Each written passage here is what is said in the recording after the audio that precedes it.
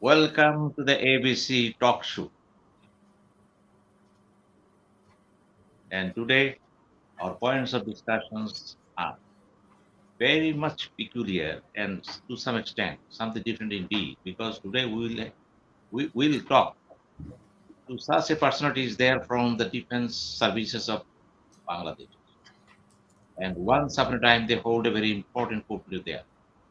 And today we have invited them to know what they feel about Bangladesh and what are the experiences they have gathered by this time. And to suit the very purposes, we have invited former Air Vice Marshal A.Z. Mahmood. He was the Chief of Bangladesh Air Force, and he was also Deputy Chief Marshal Administrator with Abu Sadat Muhammad Saeb, and later Ziaur Rahman, Major General Ziaur Rahman, Chief Marshal Administrator. And he was also Minister during the Ershad administration. And now he is passing days in his own ways. Mr. A.Z. Mahmood, how are you? Alhamdulillah. I'm fine. Then retired Lieutenant General Amidul Karim.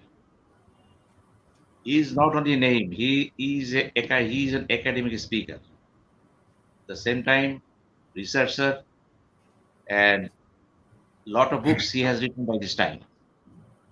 And if I say what he is what he is. Did not to introduce him anymore.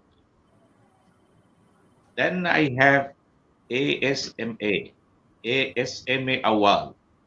He's a retired Rear Admiral and former ambassador of Bangladesh to Maldives. He is a political analyst, and he all the time he is busy with his own works, especially he likes talk show. Well, Mr. Rear Admiral Awal, how are you? Thank you very much. Assalamu alaikum. And we will start from A.Z. Mahmood. Mr. A.Z. Mahmood, you are having so many tips on head. And especially, we are very much interested to know from you that in 1977, there was a Japanese airlines hijacked, Red Army hijacked the airlines, Japanese flight number 472, and landed at Dhaka Airport. Then you are the Chief of Air Force, Bangladesh Air Force. And you negotiated with them and handled the matter very successfully. And Japanese, till the day, are very much grateful to you. But it is very, very interesting to know that they have awarded you after 3 decades. What are the reasons of their remaining silence for a long time? Mr. A.G. Mahmood, please let us know all these things. Which one? The first is the why they remain silent, or the story of the hijack? Which one you want? Your heroic negotiation regarding Japanese Red Army hijacked the airlines. It was 28th of September 1977. Speak loudly, please. Speak loudly. It was 28th of September 1977 that I was in a cabinet meeting. Well, I received a small little note that an aircraft circling overhead this Gao airport wanted to land, and this aircraft is hijacked by Japanese Red Army. So I showed it to the then President Ziaur Rahman, And he told me to go immediately and see what can be done about it. So rushed to the airport, told the hijackers that they should find another place because we're not going to provide the support Talk to them. they can expect us. I'm- But they insisted on landing, and if an aircraft is in danger, you cannot legally stop their landing by blocking the runway. So I allowed them to land. After landing, they kept quiet for a long time. And then they came out and said that they put up the demands, and the demand was 9 of the compatriots in jail in Japan should be released, and about $7 million in cash should be given to them for the release of the passengers. So with this message and whatever my assessment was, I went back to the cabinet and reported the matter to them. So hearing all this, it was decided that we must solve the problem peacefully. That means no military intervention, and therefore I was given the responsibility to handle it. Japan is a long way off from here. It takes time. So the problem was time was against us. And the hijackers were very restless. They want a quick solution and quick meeting of the demand. And my problem was how to keep them cool and have control over them and give the Japanese government, which is a democratic government, enough time to discuss and come to the conclusion. But one thing I understood, let us say that why I was there myself. The Director General of Civil Aviation was away, so the Secretary Aviation, and I did not have a deputy, and myself was Deputy Marshal Administrator, so I could not delegate the cabinet responsibility that was given to me to another person. So I realized that this is a national crisis because anything then other than the peaceful solution would mean violence, and violence at that time would have meant could be fall of the government, chaos and confusion, and many other things. So I realized this is a national crisis, and I must live up to it. So thus began my journey of 5 days of negotiation with these people. Then I've applied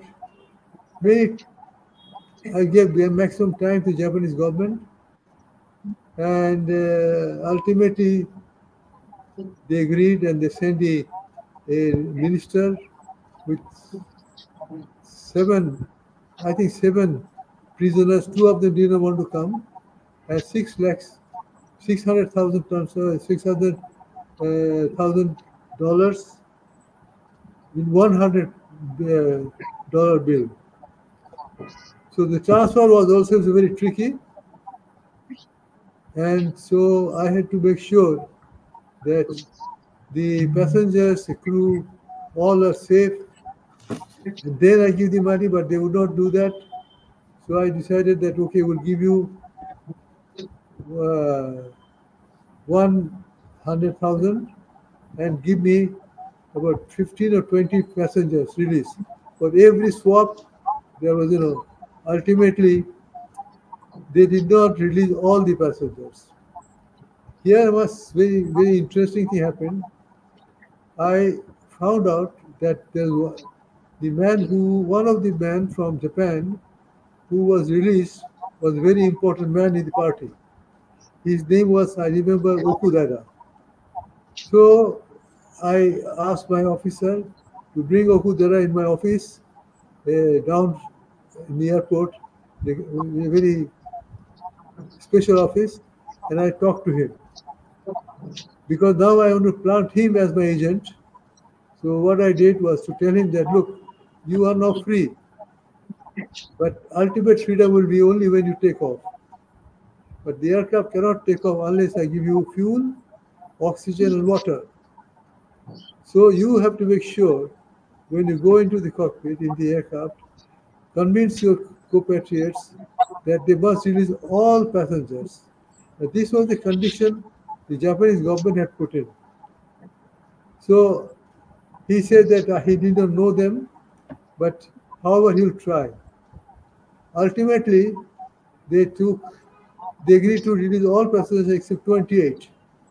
Ultimately, they took 28 passengers, and of course, they told me one reason, that they say that at one time I volunteered that I will come along with you and give you the guarantee.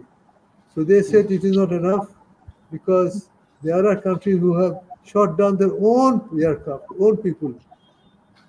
So this is no guarantee. However, we had no choice, and then they took off with 28 passengers. They went to Beirut first. From there, they went to Libya, Tripoli, and we had arranged all those things, gave them the maps and everything, whatever it is, and thing ended up on 2nd of October, 1977.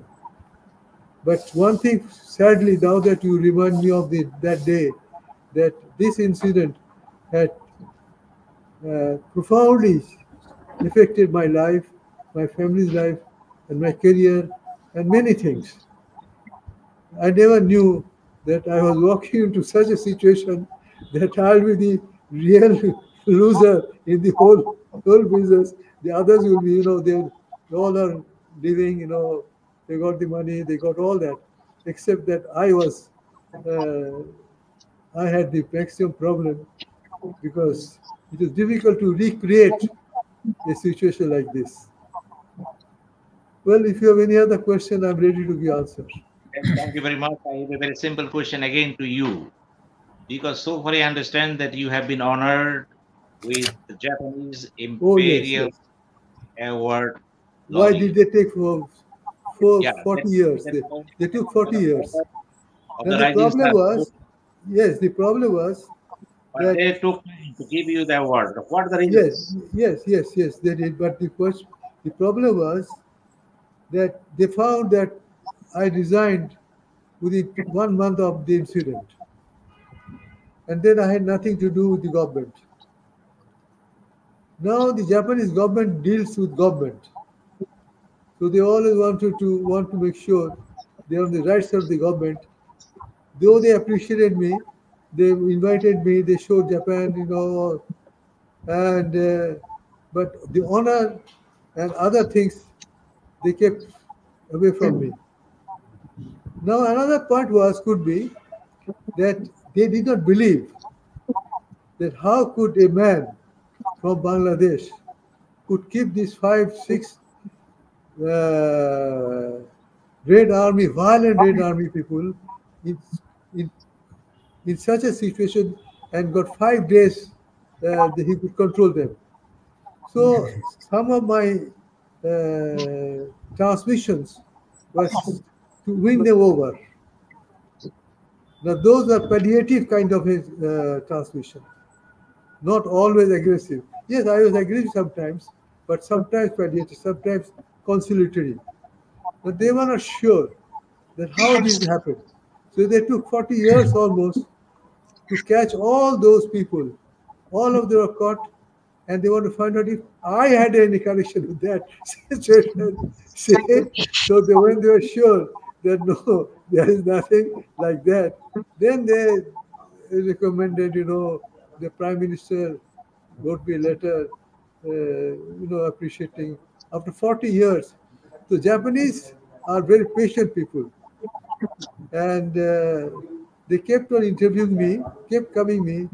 I never realized why they were asking me so many questions, so many times they want to say. But then at the end, I realized that this is their. As a matter of fact, many people wondered, including my government. Can you see me? Yes. Including our government. then how is it possible for a man to control them only on radio, only by talk? You see, and they obeyed every order that I gave. I said, open the door now, they would open. Close the door now, they would close. Here's the food, open the door, take it. Open the door, here's the passenger, release. Every word I said, they obeyed. Now, this is what, as a matter of fact, I may add a little bit more. An American ambassador at one time named Jane Kuhn, a lady. In 1982, I was Minister of Food at that time. She had to work with me. One day she asked me that, were you ever trained on aircraft hijacking and recovery? So I said, no, I only know how to fly and bring it back. But I never thought of hijacking myself, nor have I dealt with anything. She said, how did you manage those people? So before I answered, I said, how do you know about this incident? She said that she was in the State Department at that time, and a cell was created to oversee the situation. Because one of the passengers was a congressman and another was a friend of President Jimmy Carter. So I did not know that so many big people were involved. Jimmy Carter was personally watching what is happening. So this lady said that she knew me beforehand. So I said, how did you know me? She said, this is how you knew. So anyway, so this has given me the confidence also that I can understand a crisis, analyze the crisis, and also take the appropriate steps to overcome the crisis. This also gave me a lot of confidence because such things never happened. I only faced my own crisis in the air. I had many of them where I was about to die. Rather, I think about half a dozen times I was on the verge of death because of my aircraft engine failure and other causes. But anyway, I was very kind. And this time also, I escaped death very closely. Very close death, I escaped. Okay, I hope I have said. Thank you very much, A.G. Mahmood. Now I go to retired Lieutenant General Aminul Karim, known as Professor Dr. Aminul Karim, because you have by this time earned so many degrees, so many qualifications, and you are very well known in the world. One of the most important questions to you that during a very critical moment of the nation from 2007 to 2008 election, you were the military secretary to the then president of Riyazuddin, Professor Riyazuddin. Would you kindly tell us how the peaceful transformation from military backcater government to civilian government took place? Please, your experience, please. Yeah, thank you, Mr. Sinha, for giving me this opportunity to talk to you on a very sensitive issue, so to say, because at the fag end of 2006, things were very volatile. Political situation was rather volatile, and I was in commandant of National Defense Service Command and Staff College at Mirpur. It was just about a year. Before that, I was the GOC in 9th Infantry Division at Savar. So I thought I'll be stationed there for some more time. But I think the then government selected me as a military secretary to the president, Mr. Yazuddin Ahmed, Professor Yazuddin Ahmed. I joined Bongo Bhavan, I think, in the month of August. And then things started flaring up, so to say. There was the problem with the health problem with the president. He had to be taken to Singapore for his bypass surgery. He came back, and the government of the then Prime Minister Khaleda Zia had to hand over the power to the caretaker government, and the right person to take over was Justice Hassan, the last retired Chief Justice of Bangladesh. But he was made controversial by the opponent political forces because he had some link with that party, with the ruling party, during his student's time. Well, there was a problem, about that serious political turmoil in near that there's National Mosque, Baitul Mokarram. The Awami League and Jamaat and BNP, these people, they fought for quite some time, and there were a lot of casualties, deaths, injuries, and you have heard that the people were dancing on the dead body of a person, and it was live telecast all over the world. So it created a lot of sensation in the life and the politics and the polity of Bangladesh. And the government was about to hand over the power because Parliament was dissolved, something I think around in the month of September, October, like that. It was a gap. The Parliament was dissolved, all right, but the incumbent government gets 15 days time to hand over the power to the next government. But this was not being done because Justice Sattar ultimately declined to take over as chief advisor because he thought this is going to be controversial. As a gentleman, he said, sorry, I cannot take over. We failed to persuade him to come and take over. We are ready for oath taking at Banga Bhavan, but he was not willing to come. I personally talked to him many times. Then I requested him, sir, can you please give it in writing? He did that. He sent his unwillingness certificate to the president. We collected that. And there was a huge problem in the state fight between the political opponents. Very sad political culture of Bangladesh. Then what to do? Then one fine morning, I think it was after the Eid al-Adha break.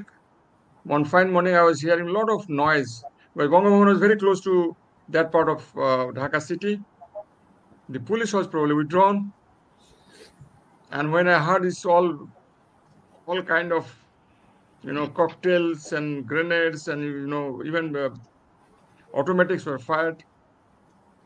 Then I had to wake up a little early. I asked the ADCs to the president to find out the scene in the Dhaka city, in the police network. We have a network of police contacts at Banga Bhavan. And after some time, they say the life is terrible. It's extremely volatile, very turbulent. Then I said, what is the president doing? President is still is sleeping. So I said, get the president's office open and get the president to the president's office. I'm coming, and call the cabinet secretary. After about an hour or so, president came to the office. I was there. The cabinet secretary was there, Mr. Sulaiman. We were looking for the press secretary. He was not available in any way. The huge problem, a lot of people all roads were blocked around Banga Bhavan. Nobody could pass. And then the president gave the direction that call two of the secretary generals. One is Mr. Abdul Mannan Bhuiya from BNP and Mr. Jalil from Awami League. I could contact Mr. Jalil right away. And he was in my office within half an hour. He didn't have sleep, I could understand from his face. So I gave him a lot of cups of tea. He was sipping tea and talking to me. And then I was looking for Mannan Bhuiya. He took some more time. He reached after about an hour or so. The moment both of them were there, we are trying to take them to the president and get it telecast as quickly as possible, so that there's a kind of specter of tranquility comes back to the political life of Bangladesh. It was pitch of, you can see it reached to the peak of political turmoil. President was sitting there, and two of the secretaries was there. I was there, and the cabinet secretary was there. We were looking for the press secretary. We could contact him. He failed to come, Mr. Mukhlesur Rahman Chaudhary. Then we started talking. And since Justice Hassan was not accepted, so then after some time, President himself said, because there is a provision in the Constitution, if all other steps are failing, the President can take over as chief advisor in addition to his own duties as a last resort. So President proposed, why not I take over as chief advisor? Mr. Jalil, the Awami League Secretary General, he just responded spontaneously. He says, Alhamdulillah, so we'll be very happy if you take over. Very good, we are very happy. But we are myself and Cabinet Secretary were looking at each other, what is the wrong? We do not know about the President did not discuss this with us before, giving this signal to the politicians. Never mind, that was a political problem. I was only a military secretary. So fine, good enough. And Mr. Joel said, sir, I'll just go back.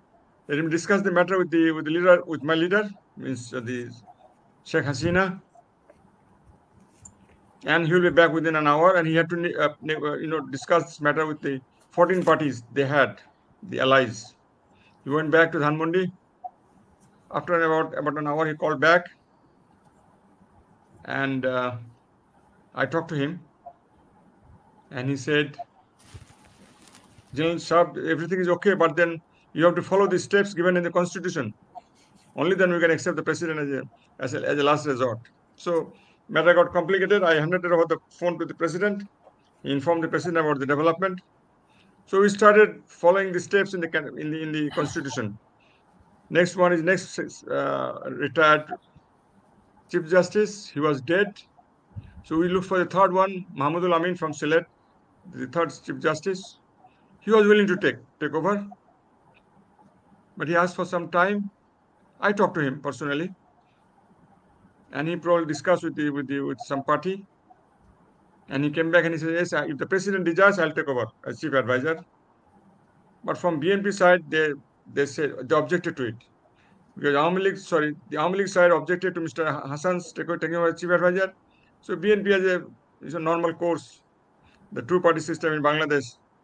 Very unfortunate nation. They said, sorry, we don't also accept him. So then we came to the same step. Next step was the justice in the appellate division. So we got Mr. Habibur Rahman. Habibul Rahman, yeah. He was then DG of the judicial school or something like that. I talked to him. He said, no, I won't take over.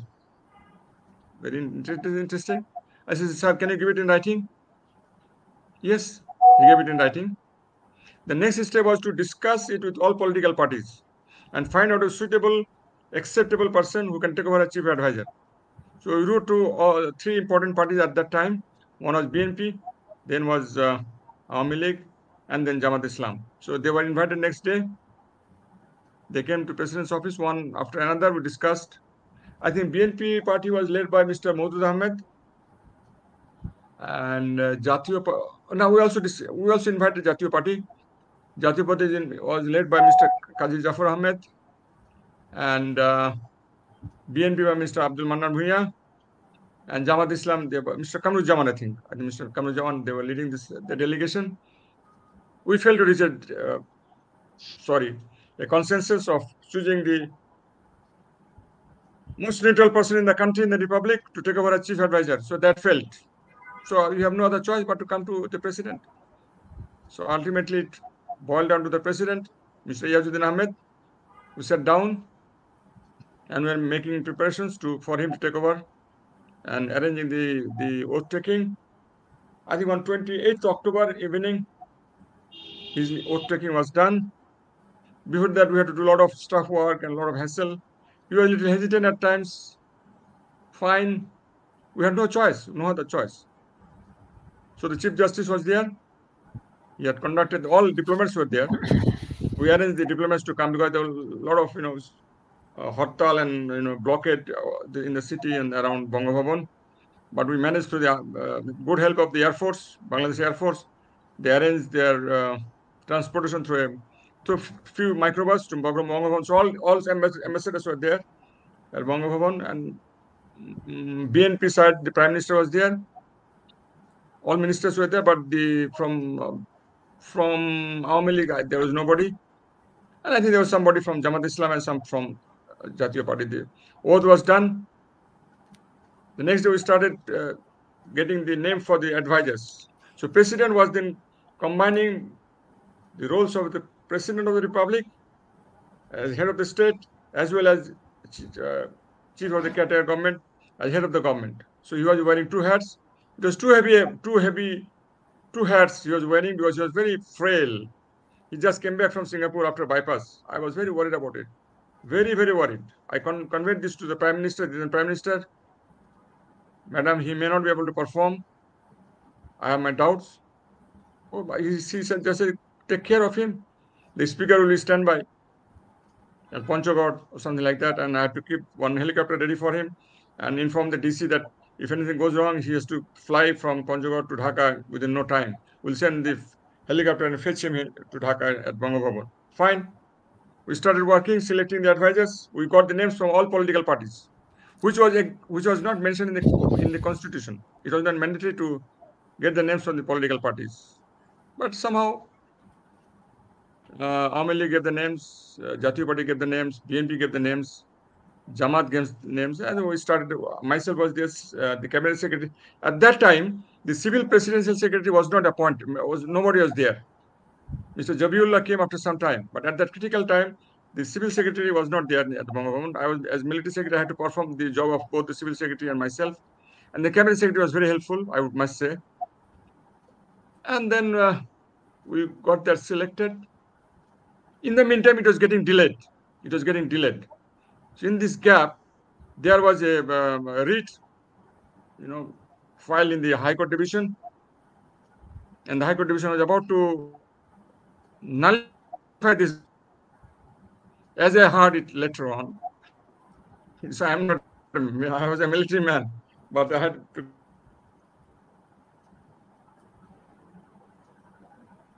Yeah. But we are very fast in selecting the advisors, 10 of them, and they were sworn in, I think by 30th, the 1st of November. They were sworn in, most of them were sworn in, and the government started functioning, because cabinet is not complete unless you have the advisors. Only the chief advisors will not do.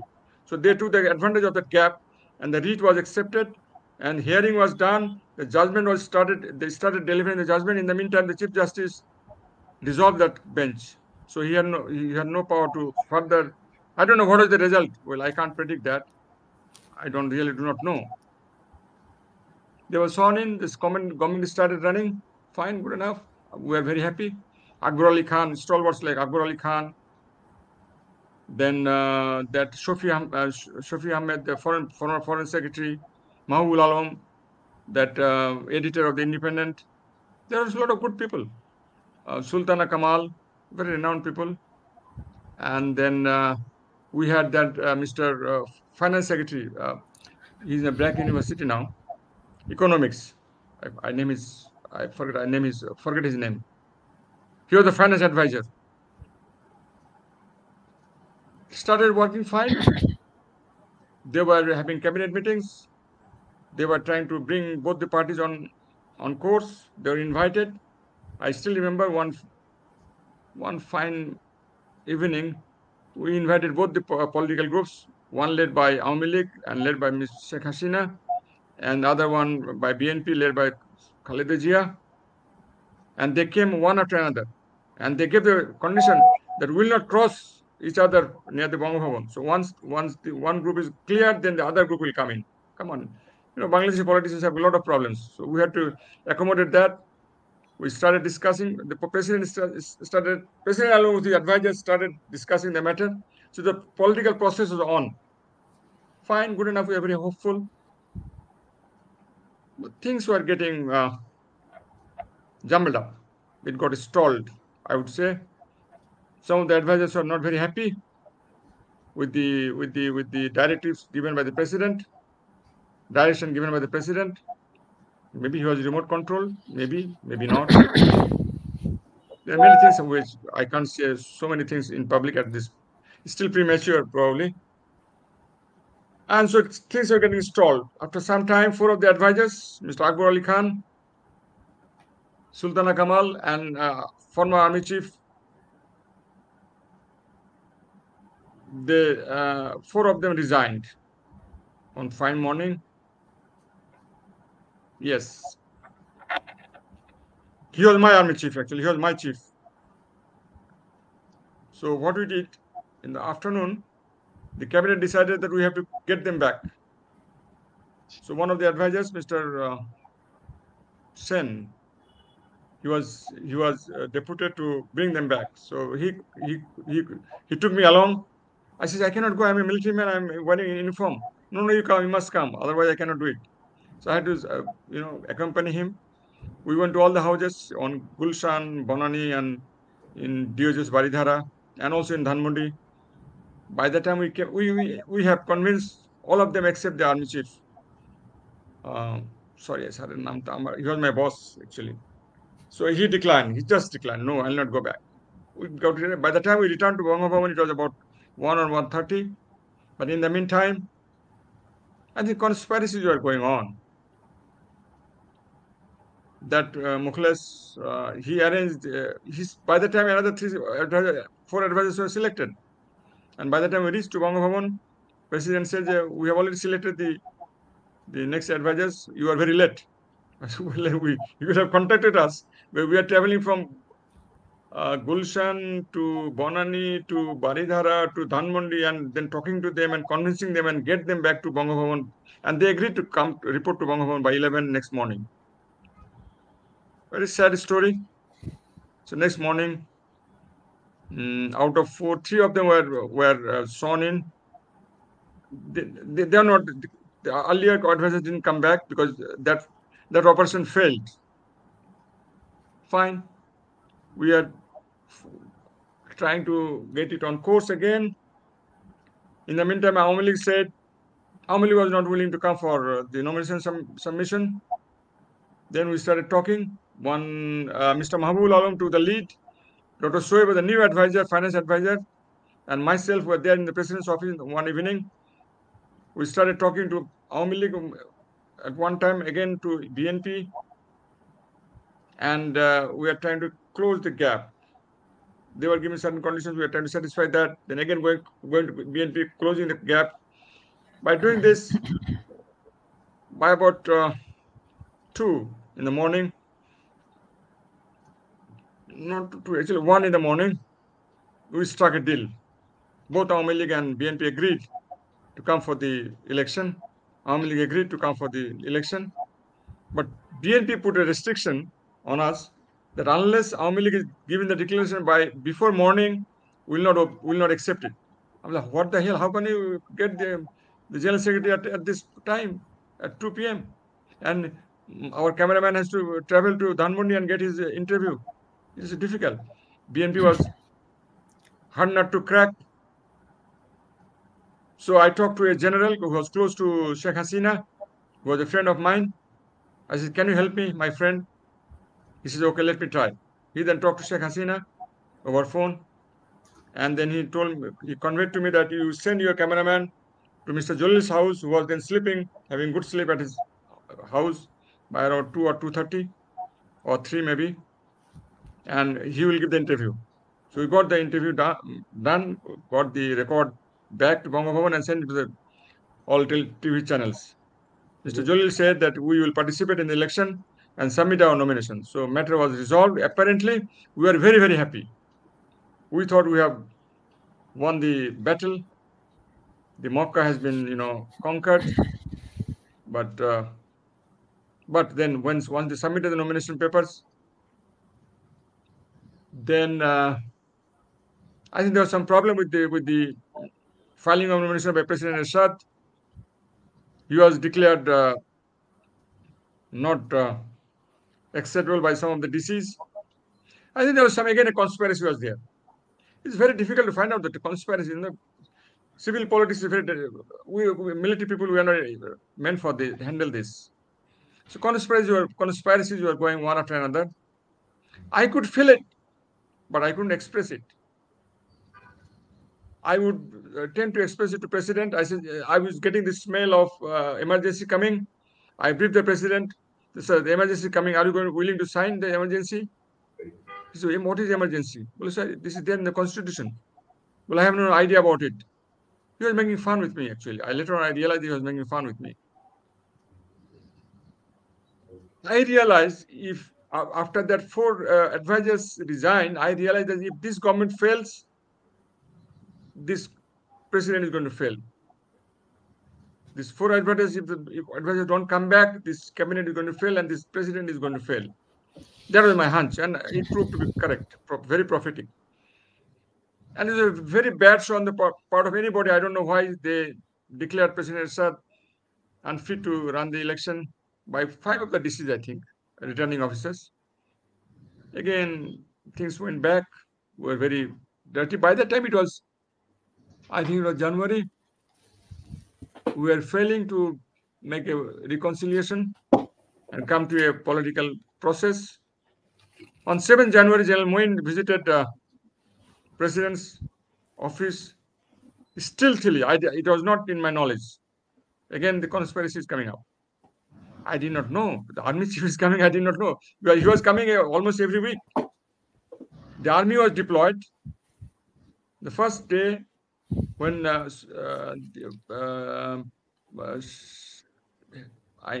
League and BNP group came to visit Bangabhavan for starting the political dialogue, both Sheikh Hasina and Khaleda Zia came.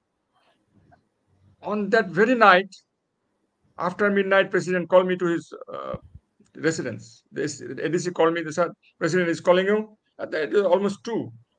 I just changed my uniform and I went to bed. You will have another 5 minutes because this is a very important discussion. It's a long thing. I'll finish it. I would like to give you more time. Please go on. It is a part of history. But I said, yeah, you are right. It's part of history. President called me at that time. It was about 2. And he said, ask the army chief to deploy the army all over the country. I said, what the hell are you talking, sir? Just about an hour or so back, we went back and you discussed this matter with both the groups, political groups. We have started the political process. How can I ask the army chief to deploy the army? Well, no, this is my order. I am the commander-in-chief. I said, please rethink about it. Please revisit your decision. I would implore on you, please think about it. Then I suggested to him, they said in the next morning, this morning, you convene a cabinet meeting, get it approved from the cabinet, and then take the decision.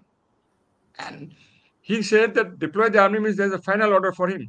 In a way, I violated his order, but in the greater interest of the country, I was never interested to get the army on the field. Never. I was totally against the army coming in the scene.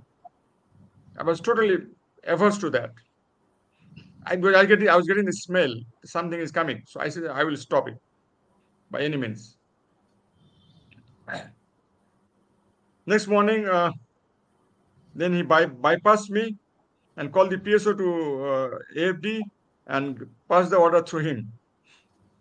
So I did not take the order. It's okay, never mind. He wanted to then post me out of Bangabhavan and send me back to the army. I said, I'm ready to go.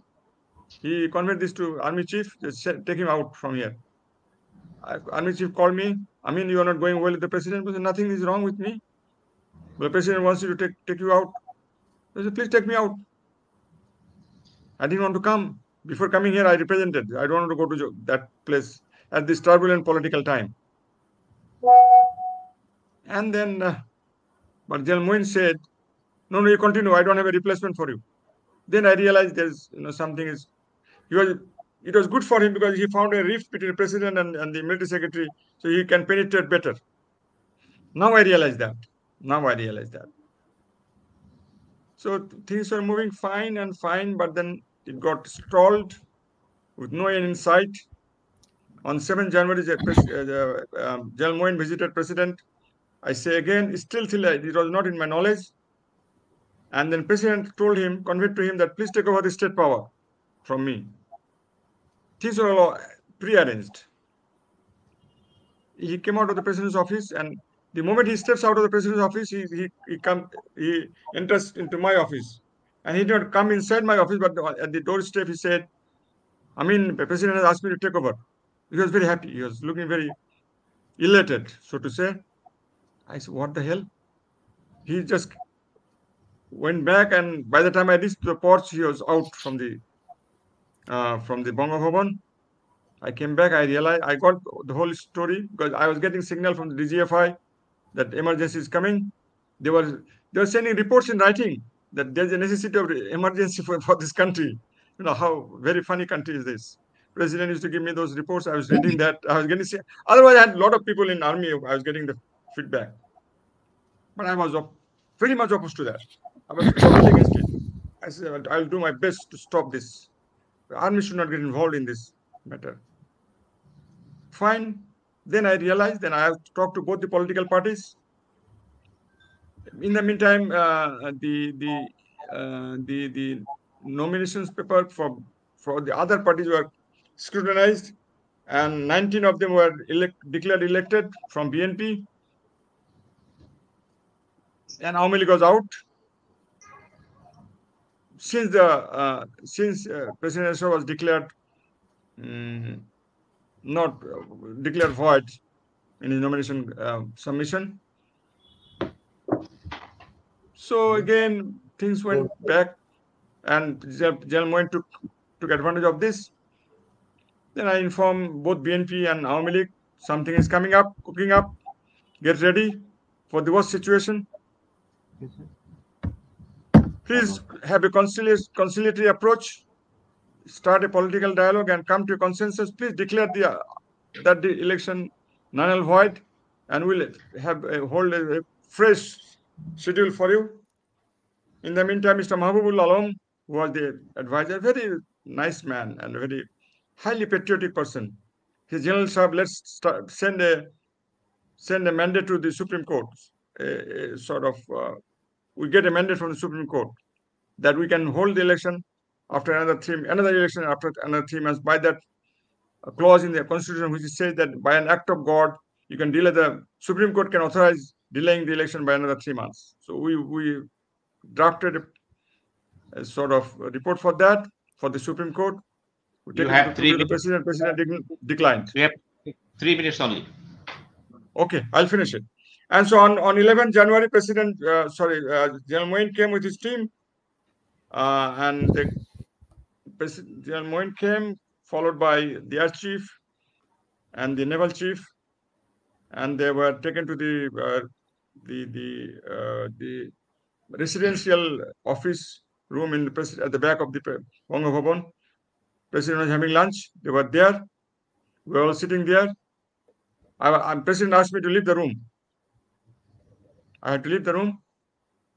It was, after about 1.5 hours, I was called in again, and I was said that the cabinet is dissolved. President will relinquish his job as a chief advisor, and state of emergency declared. You convey to the cabinet ministers were waiting in my room because there was supposed to be a cabinet meeting that afternoon. So that is it. So General Moin took over. Sorry, we are then looking for a chief advisor. General Masood and Brigadier Amin went to the Dhaka city around, and they asked me to join them. I said, no, I'll not join them because I'm not party to you. I did not go. You were going to select a chief advisor. Please go ahead. I think at the dead of night, they selected Mr. What was his name? The chief advisor? Fakhruddin. Mr. Fakhruddin. Fakhruddin Ahmed.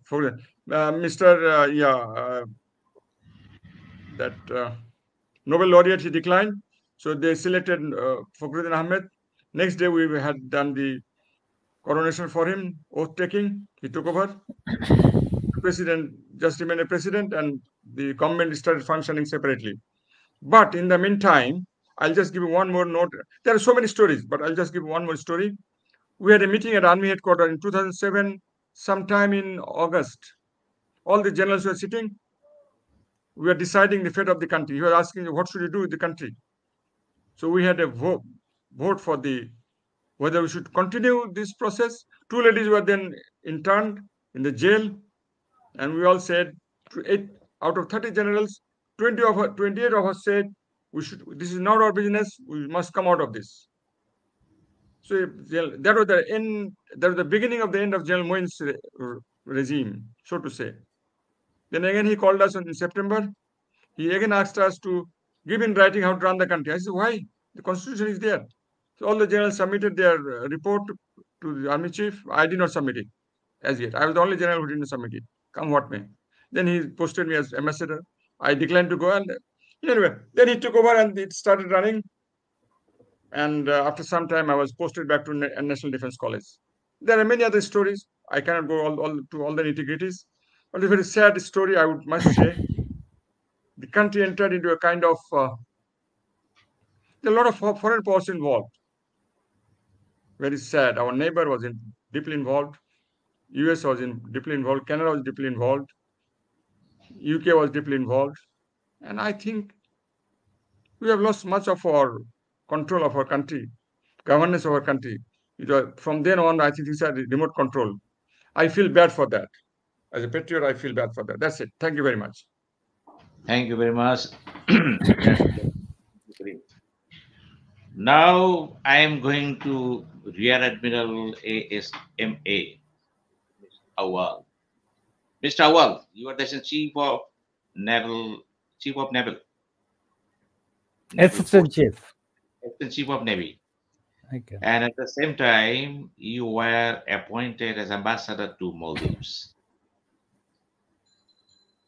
Now tell us, what is your overall reaction as Assistant Chief of Naval Staff and as an ambassador? Just experience. Thank you very much. Now, when you were assigned to the Foreign Ministry, so at that time, it is the practice that you cease your previous functioning in the previous appointment. So I was the Assistant Chief of Naval Staff. So there I was seconded to the Ministry of Foreign Affairs and then went to the Maldives as High Commissioner. So the experience, I would say that, it was quite a turbulent time for Maldives. As it's a new democracy, President Nasheed and his party, they were the first to become, a political party coming to power through a general election after many decades. And then he was toppled in a sort of coup, police coup, they say. Anyway, there were many conspiracies and upheavals. And then there was another government formed. And this political turmoil, it continued till the end of my tenure. Then finally election was held, and President Yamin, he took over the power. So this was a very turbulent time when I was appointed. The High Commissioner, my main focus was with our expatriates, around 100,000 plus minus. Their number varies depending on the recruitment and also the their exit from the country. So as you know, the remittance, the role it plays, it had been playing throughout our history, and particularly crucially now. So these poor countrymen who go and they remain engaged, what they call is the 3D jobs: the dirty, demeaning, and dangerous. These are categories of jobs where more than 90% of our expatriates, they're employed. And for Maldives, it is close to 7%. Now their ordeal, so that really shook me, that how these people they come, because this is a job. This is our system is geared up in such a way, exploitative system, I must say, that you send people, other countries, they send people for a job. It is an expatriate, it is an employee, it goes. It's a job of 1 year, most of the countries. renewable after maybe maximum 2 years. That's the contract like. So you go for a job, spend 1 year, 2 year, or a couple of years, or maybe 4, 5 years, then you come back. But in our case, they migrate for life. They sell their land or take a heavy loan from the acquaintance or the relatives. So it's a big burden with which they go. So there, through that process, they become undocumented. Maybe on the day one, maybe after a couple of months, maybe after their the first 1 year, at various stages, they become undocumented or illegal. And it was a terrible situation, particularly during the SAARC summit. That was the second to the last. After that, there was no summit. I think the Kathmandu had the last one. Before that, the Maldives. So there was a decision in the National Security Council of Maldives that all the leaders are coming during the SAARC summit. So no undocumented or illegal expatriates would be allowed to stay in the summit area. The summit was held in Addu. That's in the southernmost atoll of Maldives. So we are told that this is the situation. And, anything talking about migrants or expatriates, that the first hit that comes on Bangladesh, because Bangladesh does have the maximum number of illegal or undocumented migrants. So whatever measure comes, that falls on our expatriates. So it was a large number. There was, I think, around 35 to 40,000 people, and 30,000 was undocumented. And the foreign minister, he was discussing with me that, Excellency, what to do, because there is the decision of the National Security Council with the regional and our intelligence report that there is likely to be some attempt of maybe some of the high-profile leaders during the summit. So we have to get them out. So you can understand when 30,000 people have to leave. So 1/3 of the expatriate population. And I was totally lost that how to approach this problem. And I contacted with my head office, the foreign ministry, and naturally what position they can take, because this is a national decision concerning a SAARC summit. And the first thing was that can't you get them out from there? Other nationals, they were taken out. They're in hundreds, few hundreds, so they were taken out from the area. They went back, maybe home, maybe. But how to take out 30,000 people, and they don't have any document? They can't be taken out also. So that was a big reckoning for me, and I tried to understand that how this thing happens. And then that's a long story. I'm not going into that. So ultimately, when I talked to my expatriates that this is the situation, what do you think is the solution? So our Bengali brain, it functions in a multidimensional way. And particularly, among our community, expatriate community also, there are a number of people who are involved with this illegal trafficking, trafficking in person or the illegal employment people. So they suggested me, sir, you don't worry at all. They won't be able to take out us. You rather throw a challenge to them that, okay, I'm ready, send them out.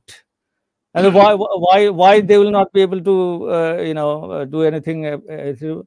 That if we leave, if the Bangladeshi expatriates leave, there'll be no SAARC summit, because the convention center which is being built, that is being built by us.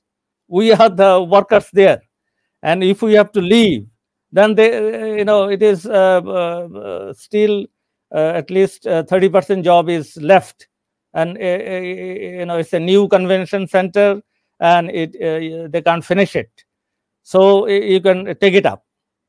So then I got the footing that yes, I can take on this problem. So I went to the foreign ministry, talked to the foreign minister that okay, let's start moving them out, because you have to give them documents. Most of them don't have a document. I can issue, as per the rule, I can issue the travel pass when they will come to me. But before that, you have a long procedure. That employer has to be called. The employer has to certify that he was absconding from the job, and then there are many formalities. So I again took to those our unscrupulous dalals, our own people, that what is the process? Well, sir, it will take 1 year. If they take seriously the job, it will take 1 year to get one chap to expel from the country. And lastly, it will come to you for a travel document. You don't issue the travel document. That's the end of the story. And finally, I gave the job to the foreign minister. Said, this is the thing. Only 1 month is left. This is your decision. We respect your decision. So let's start the extradition process. So where do you want to keep them? Do that. But they have to go in one go. Please make that arrangement. So then they're saying that, okay, it's not a problem, because we are very apprehensive that your government would be objecting to it. No. How can we object? It's your decision. But you have to make the arrangement, whatever you want to do. And then, I was in constant touch with my community. And then they came up with another thing. They said, sir, what is happening? They are detaining us in a sort of confinement center. And then they're bringing us for the job. And that was the very serious allegation. I said, are you sure that there is a confinement? There is a confinement area where you are kept after your work? They said yes. So I got the more confirmed news, and they're sort of under some not arrested formally, not taken to the jail, but it is a sort of intern center where they are kept. So this is totally against the law. You cannot employ anybody who is under any sort of arrest or internment. So then I took up with the government that I want to visit my expatriates after they finish their work in the convention center, because there is a serious allegation that they are under internment. And then, there was a huge reaction from the government. They got the thing because there was a center, there's a separate center. Because these people are supposed to live on their own. They have their own mess, they have their own thing. And then the thing started rolling, and ultimately the National Security Council has to reverse their decision. But President Nasheed and all of them, they were very friendly to Bangladesh, very, very friendly people, very friendly to me also at that time. So he came up with a very olive branch that for the sake of friendship, and particularly our tribute to my sister, Prime Minister Sheikh Hasina, I pardon them all. And they are regularized, no problem. So this is the thing. So through that process, I understood that how this deprivation takes place, how our people are exploited, and thereafter I could do some work so that their job security, their deprivation, that could be addressed. This was one issue, and it is very sad.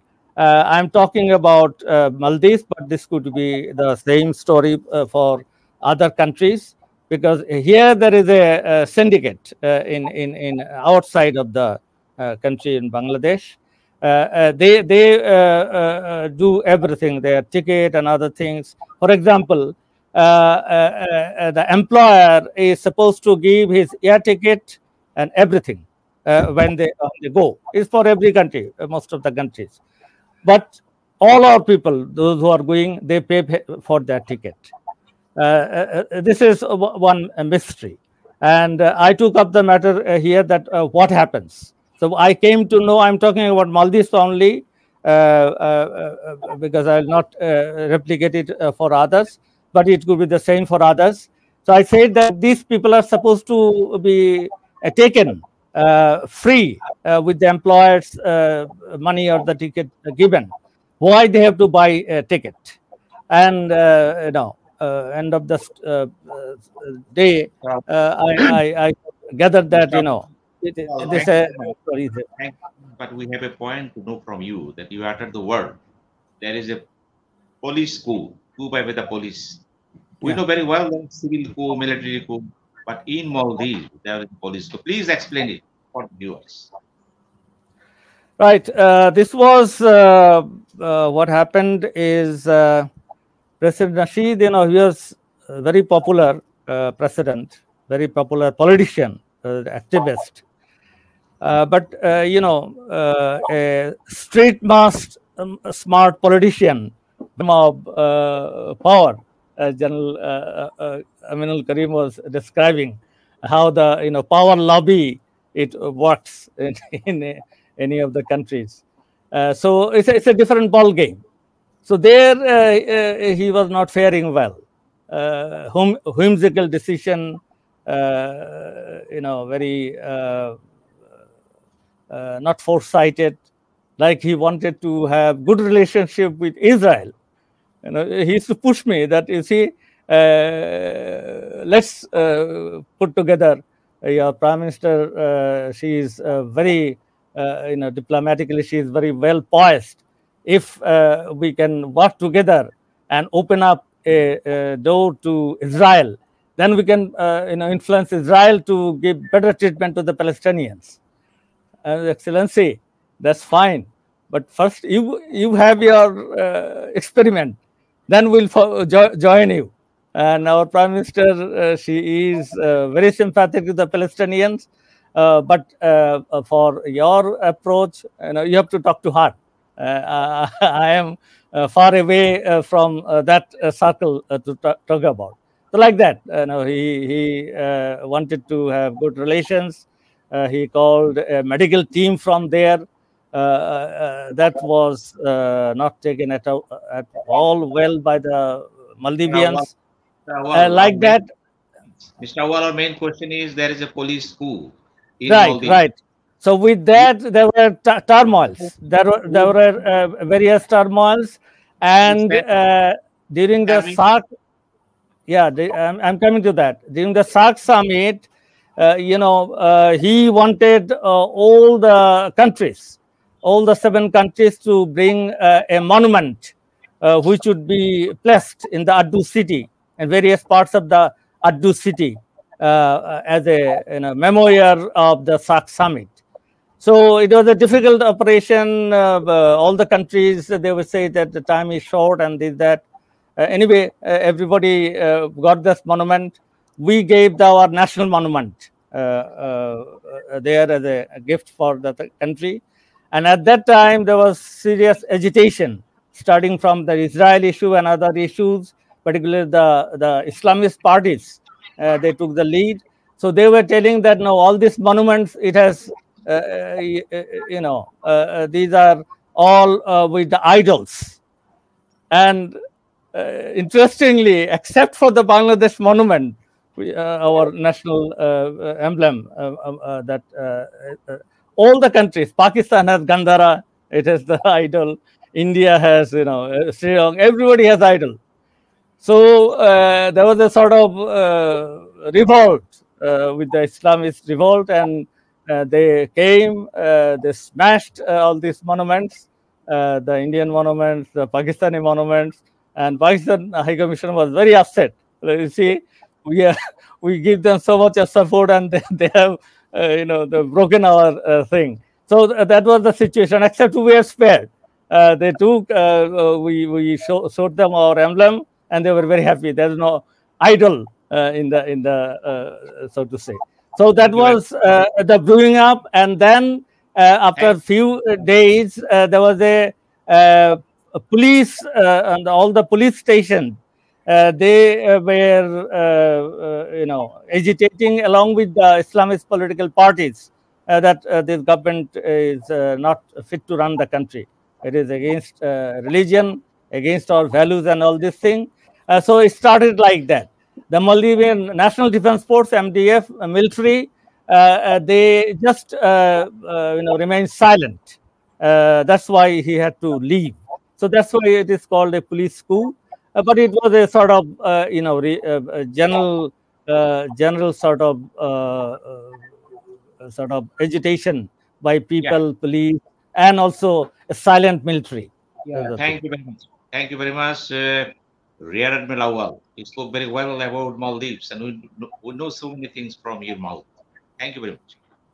Thank you. Welcome. Mr. A.G. Mahmood, where there are crises, there is A.G. Mahmood. And you were Minister for Food during Ershad time, Ershad administration.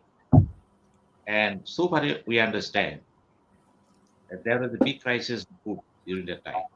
But you handled it very tactfully and diligently. What the music you have during that time? A.G. Mahmood. Thank you very much, Dr. Sinha. I had retired, rather voluntary retirement that was June 1978. First time I retired, or rather resigned, not resigned, but retired from the Air Force. But the President Ziaur Rahman insisted that I continue with the cabinet for sometimes more. So ultimately it was June 1978 that I withdrew. And I did not join any party. And now I want to settle down as a civilian. Dr. Sinha, you may not believe, but the day I retired and went home, hired a flat in Lalmatia, I realized what is called happiness. I never knew that happiness can be such nature. I felt so happy that you cannot imagine. Anyway, there are many reasons for it. I would not like to go into those details of it. The happy A.G. Mahmood was slowly getting into some business, small business, to pull through. And the call came 2nd of March 1982, I think something, yes, 2nd, from General Ershad. He told me that there is serious problem food sector. And people have started dying in Satkhira. So I asked him, what can I do about it? He said, you had saved Ziaur Rahman from this food crisis, and I was present in that meeting where you refused to obey the order of the president because you thought you trigger in a famine in the country, and so you did not obey him. So I said, now what does it mean? It means that now you please take over this food ministry and save us from this famine that is already set in. So I told him that it will be premature because 1 or 2 days does not mean that there's a famine in the country. But if you take over and you ask me to say this thing, you will not believe it, you will not understand. However, despite my advice, he took over. And so I was called in. And my family, my wife, my children, particularly my wife, they all were against me joining any government. Actually, their advice, the first place was to leave the Air Force also. However, I told General Shah that if it's food, then I may join you. The argument my wife gave me is very, very nice. She said that, do you know Hazrat Yusuf al-Islam was made food minister of Egypt by Allah. So if you have to do this job, and you may think there is a divine order, so go and do it. Once it's over, you can always come back. So I took her advice, and good advice. But the saddest part was that when I took over, I looked at the stocks and other things. I was simply surprised that how can a government, a civilian government of Justice Sattar, could let the food situation go so bad. How there is a 20 lakh tons capacity of food grain, where the actual food was only 2.5 lakh tons. In a capacity of food grain go down, you only have 2.5 lakh tons of food. This can never happen. This is sweeping stock. So the Oxfam knew this figure, and they had transmitted even. There's 1 million people who die in Bangladesh because of food crisis. Once I realized the fact, I was simply, I do not know how to express my feeling. I was cursing myself, or I took the challenge. Ultimately, I took the challenge, and in the name of Allah, I started working. However, to cut this thing short, I made a lot of changes. And I told General Ershad that one thing that I'll do this, but there's one condition. No political interference in the ministry. If you agree to this, then I will continue, others I'm not going to. But I knew that food ministry is the most corrupt, and everybody makes 2 pennies for the food through many means. See, so I carried out, and then for 2.5 lakh tons, I imported 36 lakh tons of food.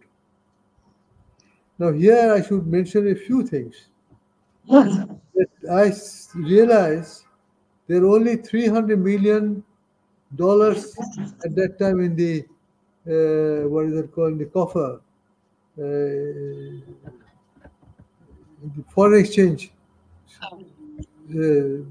money. So it was not going to be that we just go and buy food from the market. No, there's no money.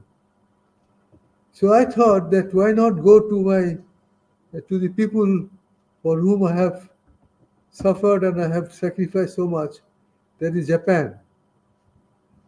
So I took off in a briefcase in my hand, against the advice of the ambassador, that don't come here, they will not be able to help you. There's parliament going on, they will not be able to receive you. So I was so desperate situation that I had to start somewhere. The process of, there's another point before that. I also found out that all the godowns are locked. So I asked him why the godowns are locked. He said the minister had ordered the godown saying, Kazir, Guru ase ki something like that. There's some sayings. The actual stock is not, actual food is not there, but on the stock they were showing something. So this was the agriculture minister who had taken over the food minister also. At that time, I suspected there was some intrigue going on. So I found the previous minister was Abdul Monem Khan. Momen Khan, I think. Yes, Momen Khan, who was the cabinet secretary. And at that time, if General Karim remembers, there was a power struggle between the bureaucrats and the politicians. Some of the other, Monem Khan was probably was leading the bureaucrat turned politicians. Anyway, now the question is that you cannot open the locks unless a magistrate goes and opens the lock, weighs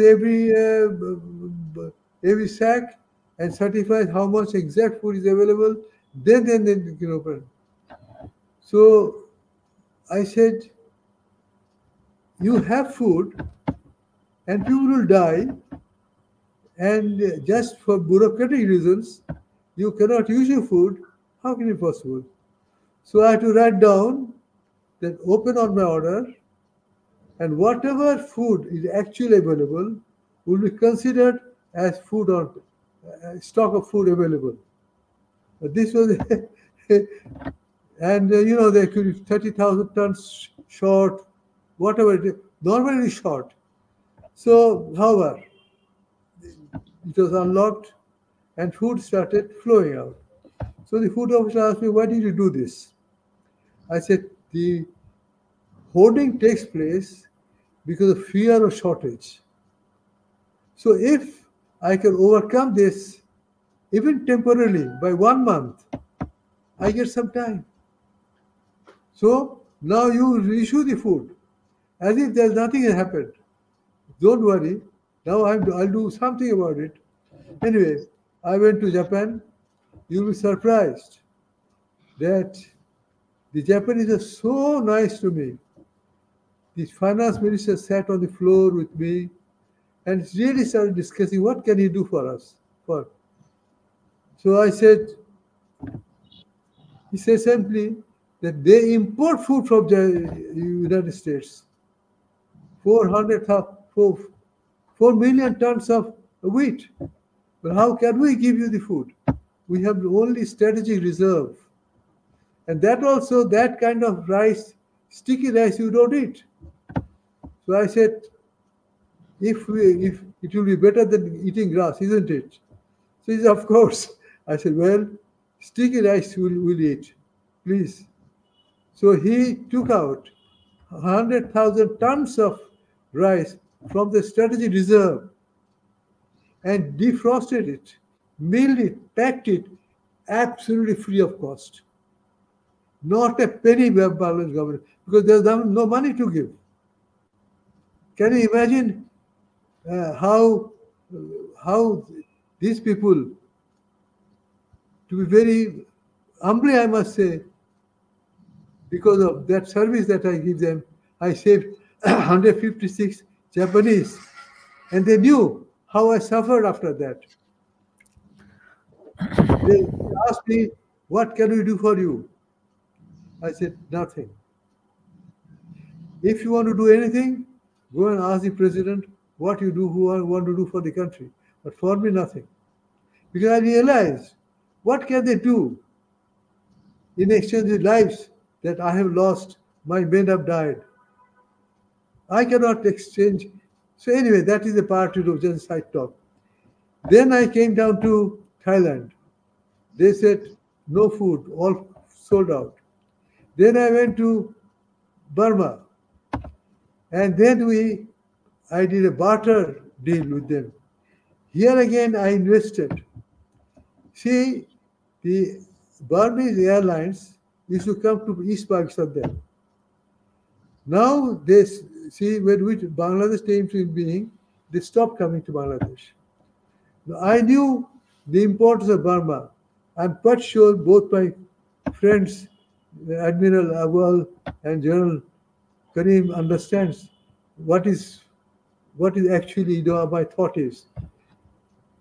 Burma is a very important country for us, although politically not so. But I understood it, why they were very important.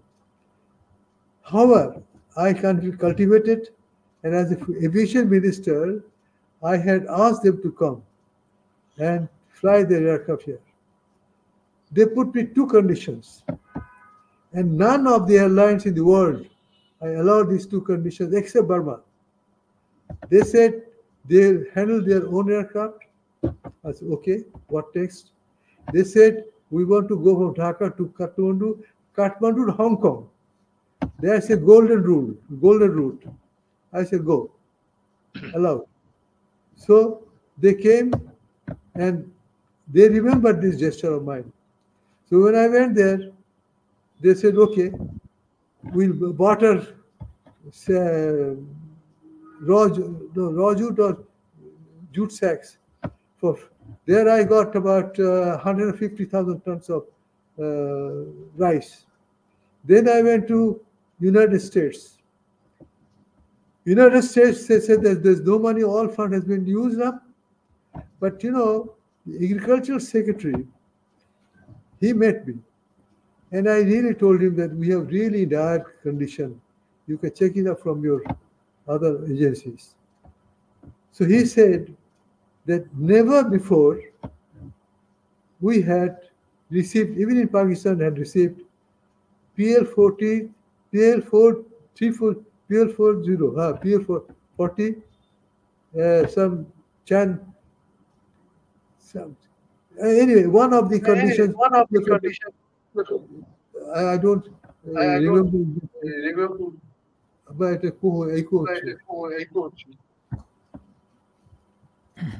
anyway. PL480, sir. 480. PL480. 480. 480. You're right, 480. Title 3. So the agriculture minister was so nice. He said that I can give you this, but the terms and conditions you have to understand and follow it. So I said, tell me what is the terms and conditions. He personally took time to explain the details of it. The agriculture, his name was John Block. He said, we'll give you the food. It will be converted into local currency. The money will be put in the bank. And from that bank, directly, it will be used for food for work and some concrete culverts and some repair work, etc. So I realized, I was also relief minister, you know, at that time. I realized the food for work, every season, during rain time, you know, it washes away. So I said, it's a golden opportunity. So we monetize the food.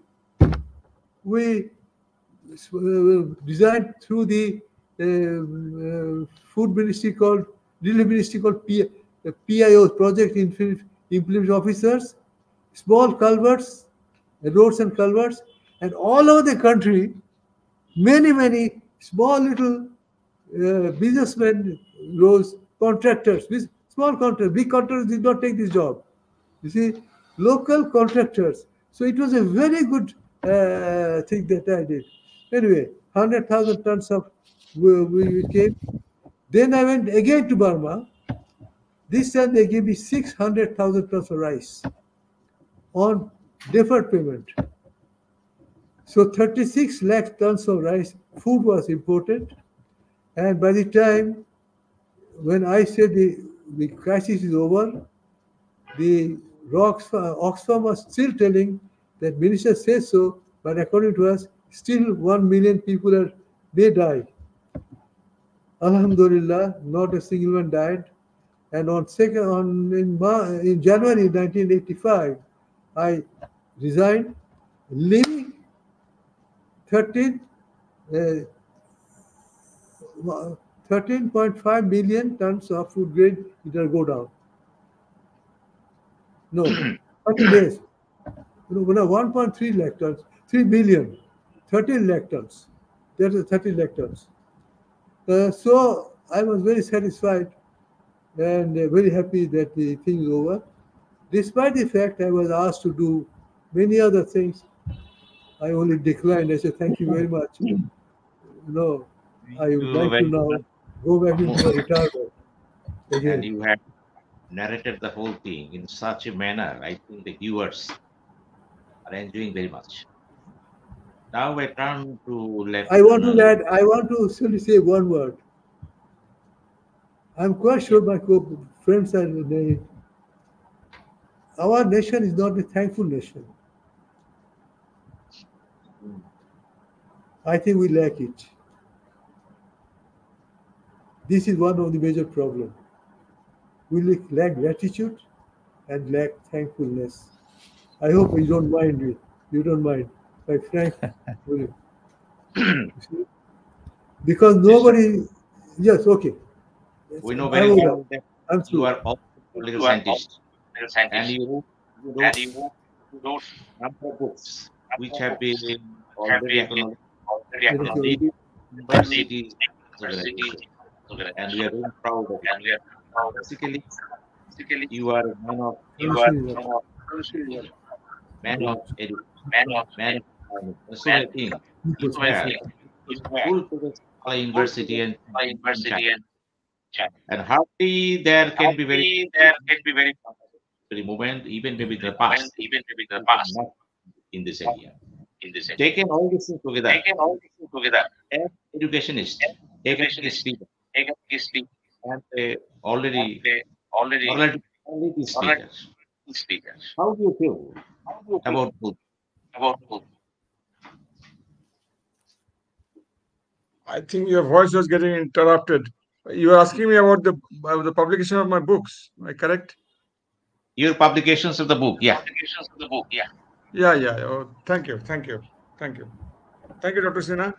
You are a learned person. You are a distinguished scholar of this country. It so happened after my retirement, I retired in the month of March 2009 after the BDR carnage. I was enjoying my retirement life. My son was doing his master's in a University Kebangsaan, National University of Malaysia, and he asked me that, Abu, why don't you give your CV to the University of Malaya, another university which is the top number one university in Malaysia, and try your luck. And why don't you come and teach? What the hell? I said, what the hell? I'm an army man. How are they going to take me? But still, he sent me. I sent my CV, and he submitted that to the VC's office. After about, I think, 2 months or so, I was selected as a senior research fellow in the category of professor grade C, and I joined University of Malaya. Next day, the vice chancellor called me just for say hello, and he knew all the backgrounds in Bangladesh. Oh, General, you failed to become the army chief. I'm aware of that. I did my staff college there in 1985, and his brother was the defense secretary at that time, so he had seen my staff college record and all those things. He got some hints, and then. What the hell did you select me? Well, I'm of no good to your university. Well, I know what you can do and what you cannot do. So in that university, the requirement was every year you have to publish 2 ISI index journal, these top class journals of the world. In Bangladesh, we have only one journal in Dhaka University and one in one in another in ICDRB. You have to publish 2 of them every year, which is extremely difficult in social science. It is possible in engineering, in physical science, in medical science, and so on and so forth, in physics, chemistry, and mathematics, and others. But anyway, I had to do it because that was the first KPI given to me. And in the first year, I could make it 1, and I was given a reprimand for that. You have to make 2. The second year, I did it 3, and the third year, I did it 5. And when I came back after about 8 years, it was about 16 or 18 of them, which was much beyond their expectations, because I'm supposed to do 2 per year. If you make it an average, I had done more than 3 or about 4 per year. Fine, the vice chancellor was very happy and all those things. And I decided to come back because I had to get my daughter married off and I have to construct my house. The vice chancellor said, no, I'll not let you go, General. Well, no, I have to go back. Why? I have to get my daughter married off. That's fine, but then, we need you. No, so I have to go back. But he just told me, I'm telling you verbatim, he just told me, look, This is one of the best universities in Asia. This year, this university is 65th best university in the world in QS ranking. In Asia, it is the 11th best university in Asia. And he said the contribution that you have made in the social science faculty, he just said this in this language. Professor Gauss Jasman, he used to like me a lot. I think so. He's still like, we are still in contact. He said the contribution that you have made to a university will remain unchallenged in next 20 to 30 years. I was very proud of that. Fine, good enough. And then I kept on publishing. Now today I have got about 24 of them published. I do not see many professors in our universities are aspiring to publish in such journals, but there are many, there are few, no problem. In social science, in science, engineering, and medicine, there are many. Economics, there are many. In physics, there are many. In chemistry, there are many. In BUET, there are many. That's fine. And they have a lot of citations and a lot of high age index. So today I have got 24 of them. I have published, after I came back to Bangladesh, I published 5 books on geopolitics, mostly on geopolitics. First one was the Indo-Pacific strategy in 21st century geopolitics. Second was on South China Sea, geopolitics of South China Sea in the 21st century. Third one was the relation between India and China, again on geopolitics mostly, correct. Geoeconomics also comes in that. And the Rohingya one was fourth one or third one. The title of the book is Geopolitics and Genocide of the Rohingya Crisis. I've discussed the genocide part of it, genesis of the problem, how did it develop, what is the state policy of the Myanmar military, and why they want to drive out the Muslims. It's basically a fight between the Muslims and the Buddhists. This is a very sad story. Religion getting entangled with geopolitics is very dangerous, very, very dangerous. We should not play religion with geopolitics. No, not at all. It can be very dangerous. And they committed genocide by any means. I have proved that in my book. And then I discuss about the geopolitics part of it in that book. And then in the relation between India and China, I basically discussed the involvement of America in the defense cooperation with India. I've discovered the Himalayan boundary, McMahon Line, Kashmir, Ladakh, and that skirmishes that often goes on. And Chinese army is deployed. The Western theater of Chinese military is very strong there. India is probably not a very strong match to them, but America is trying to beef them up, giving them a lot of training, equipment. There are a lot of agreement. They have even nuclear cooperation agreement with America.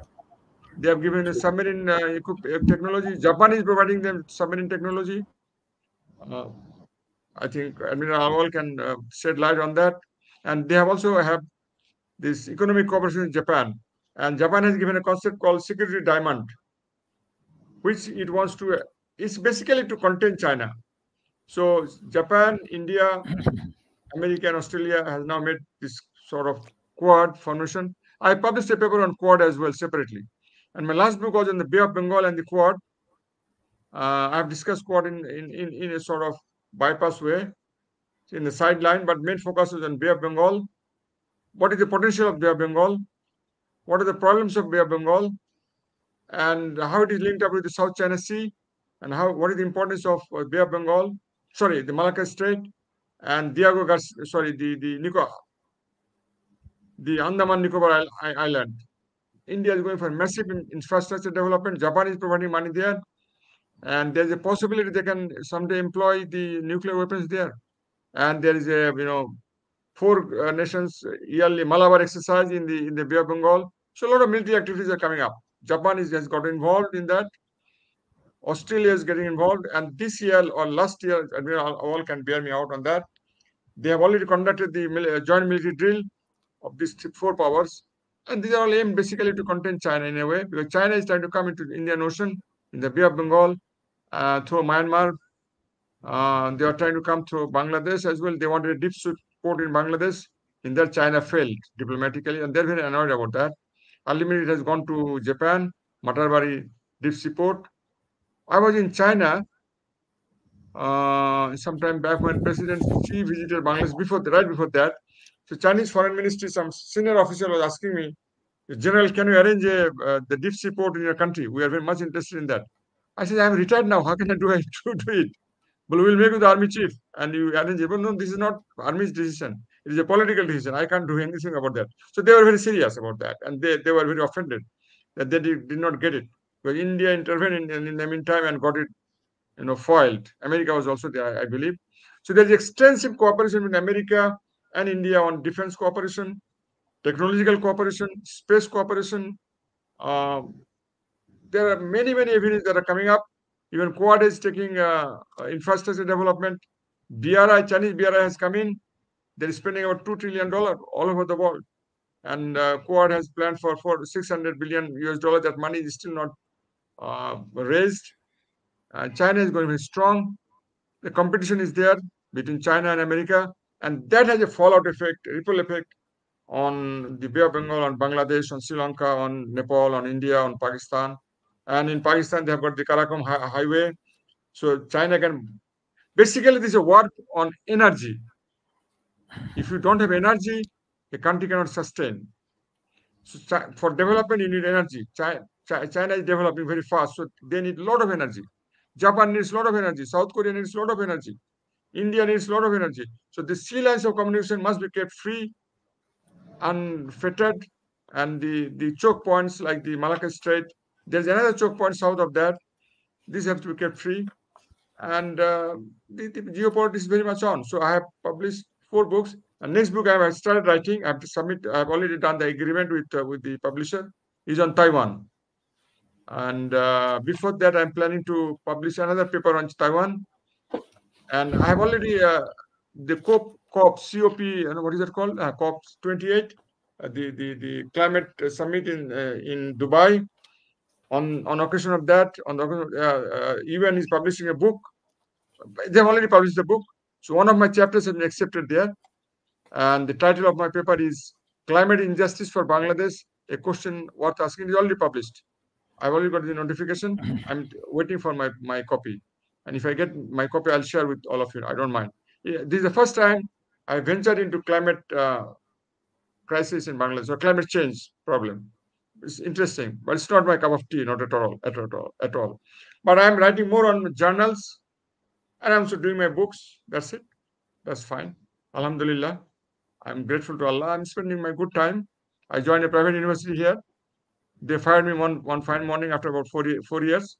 I don't mind. I'm doing my private work, do publications. And this is a private university. I've served in one of the top universities of the world. They welcome me so much. But this private university, they fired me after 4 years without any provocation. I did not know why they did it. Good enough. Alhamdulillah. That's it. I'm happy. I'll keep on writing as long as I'm fine. And I have a next vision of writing a book on our Prophet. If Allah gives me the opportunity, next book should be, I want to write on the diplomacy and the warfare concepts of our Prophet. I hope I get this fortitude ordained by Allah. If Allah grants me. Thank you very much. Thank you, Lieutenant General Aminul Kuri. We are very happy to learn about the things. We pray to Allah for you. Definitely. Well, our final retired Amy Awal. We listen to the two speakers who friendly and with necessary input. As last speaker, what is your overall understanding of station? You have got only 7 minutes. There's a double sound. You say the overall impression on Bangladesh, is it? Yeah. Okay, thank you. Now, it's to speak on my own country.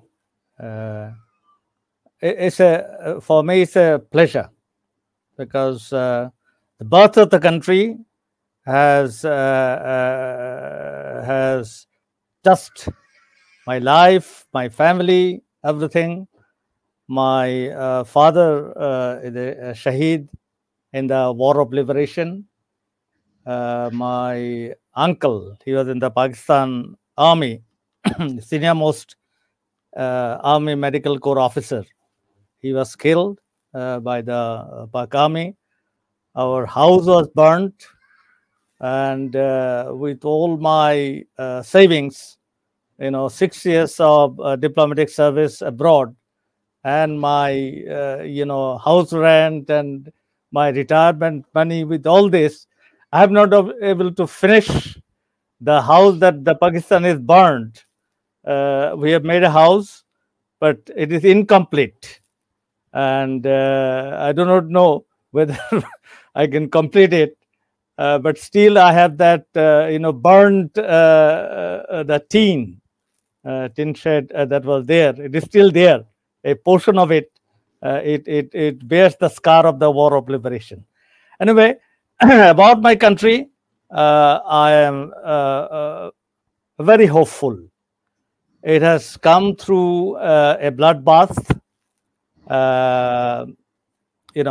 What we should say is the founding spirit of this country, the involvement of the people in general, that has come from the soil. Say for the armed forces, it was raised through the members of the armed forces who joined the Liberation War. The people in general, during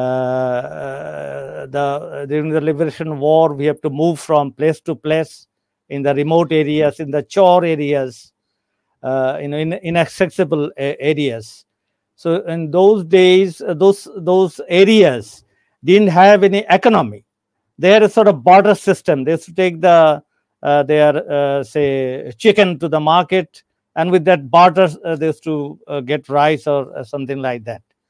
And I remember how they left their house and sheltered us.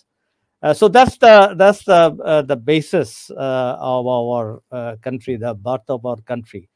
So yes, we had a lot of setbacks, a lot of turmoils, but we must take the pride that the best thing that has happened, that we have come through a war of liberation, the only country in the South Asia, and a very few country, rather distinguished countries around the world, which has a recorded, political construct, economic construct, social, and all the facets of becoming a nation. When I was in Sri Lanka, the defense advisor in 2006-07, at the height of the civil war, the Tamils, they feel both the Sinhalese and Tamils, they are very good friend of ours. They are very sympathetic and respectful to Bangladesh. The Tamils particularly, they say that at the time was Commodore. The Commodore, your story and our story is the same thing. We all started with the deprivation of our language right, and then this happened. So why are you supporting this butcher army? You are training them, you are supporting them politically. So I have to tell them, yes, we have all the sympathy for you, but tell me, except for suicide bombing and killing people and all this thing, where is your the political, economic, and other construct of a nationhood through which you identify yourself? Look at our history. We had everything: the cultural affairs, the social aspect, the economic aspect, the political aspect, and along with that, the liberation forces joining. It's not only that you keep people. And Mr. M.A. Awal. Right. Last, in conclusion, I was to say that you know, we must rely on our people. That's the hope, because if we rely on the elites, our elites, they didn't participate in the war of liberation. Not many of them. And we have to rely on our people and look to the future. Thank you. Viewers, we are about to talk show because we are almost 2 hours. And this is one of the largest talk shows. And we learned so many things from the distinguished from A. Mahmood. He explained so many things and his experience and the different message to all the leaders, ministers, and the people also. At the same time, retired he explained the thing what happened during the time on 11. And this is the first time he would carry message to all. And it may be a very dependent source for the leader and those people who want to know. Right, that Emiawa from the very profound giving experience as an haiku and he also explained he faced the pain and above all, Mr. And I must say he's a trouble and Lieutenant General he's a person he's a person who understands. He's a person capable, eloquent, naively personal. And though he's time, but the question is that he's also and above all, everybody's event. So these talk show, episode 12 will be a milestone in the history on ABC television. And thank you very much all. May Allah bless. Thank you, sir. Thank you for giving us. Thank you very much.